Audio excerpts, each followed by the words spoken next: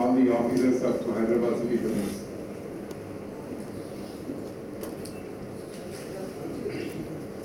I welcome you all for this maiden conference on 5S implementation in Hyderabad City.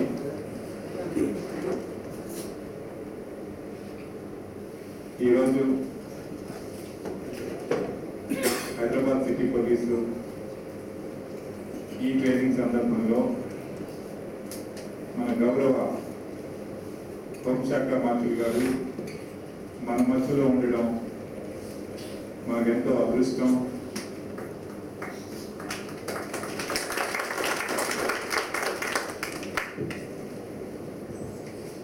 Telangana రాష్ట్రం form అయిన తర్వాత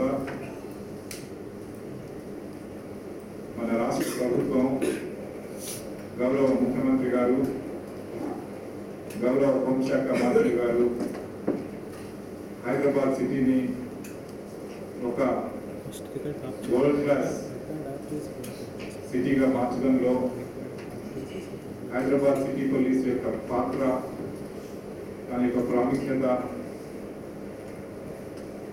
అనేక రకాలైనటువంటి యాక్షన్స్ ద్వారా మనకి చూపించడం జరిగింది. మన రాష్ట్రం ఏ రోజైతే అవతరించిందో అదే రోజు మన గౌరవ ముఖ్యమంత్రి గారు రాష్ట్ర అవతరణ దినోత్సవంలో సికింద్రాబాద్ పోలీస్ పెరేడ్ గ్రౌండ్ లో ప్రజలను ఉద్దేశించి మాట్లాడుతూ మన రాష్ట్ర పోలీసు వ్యవస్థని, హైదరాబాద్ సిటీ పోలీస్ వ్యవస్థని తీర్చిదిద్ది మోడర్నైజ్ చేసి మొత్తం ప్రపంచ సిటీల్లో ఉన్నటువంటి పోలీసు వ్యవస్థలతో సమానంగా మన పోలీసు వ్యవస్థను కూడా అప్గ్రేడ్ చేయడానికి అన్ని రకాల సపోర్ట్ ఉంటుంది ప్రభుత్వం తరఫున అని చెప్పేసి క్రిస్టల్ క్లియర్గా చెప్పడం జరిగింది. మనం హైదరాబాద్ సిటీ పోలీస్ వ్యవస్థను ఒక సిటిజన్ ఫ్రెండ్లీ పోలీస్ వ్యవస్థగా, ప్రజలు నచ్చే విధంగా, మెచ్చే విధంగా,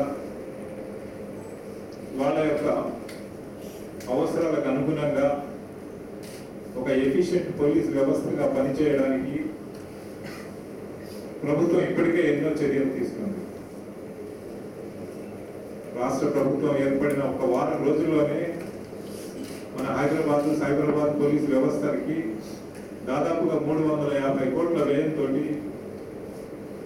1500 ఇన్నోవా వెహికల్స్, దాదాపుగా 2500 మోటార్ సైకిల్స్ శాంక్షన్ చేయడం జరిగింది.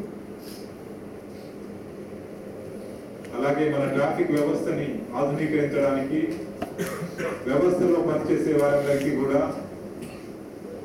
వారు పడుతున్నటువంటి కష్టాన్ని చూసి వారికి కావాల్సినటువంటి సదుపాయాలను వెంటనే కలుగు చేయాలని చెప్పేసి గౌరవ ముఖ్యమంత్రి గారు, గౌరవ హోంశాఖ మంత్రి గారు ఆదేశించడం జరిగింది. దాంట్లో భాగంగానే రాష్ట్ర ప్రభుత్వం ఈ ట్రాఫిక్ డిపార్ట్మెంట్ లో పనిచేసే వారికి 30% స్పెషల్ అలవెన్స్ ఇవ్వడం జరుగుతుంది అని చెప్పేసి గౌరవ ముఖ్యమంత్రి గారు అనౌన్స్ చేయడం జరిగింది. అట్లాగే ఈ రోజే మనం చూసినట్లయితే మన హోమ్ గార్డ్స్ వ్యవస్థలో ప్రతిసారి మనము గవర్నమెంట్ దగ్గరికి వెళ్ళి వారి జీతాన్ని ఎవ్రీ 2-3 నెలలకు ఒకసారి మనం బడ్జెట్ తెచ్చుకోవడం జరుగుతుంది. ఈరోజు మన గౌరవ అమాత్యులు గారు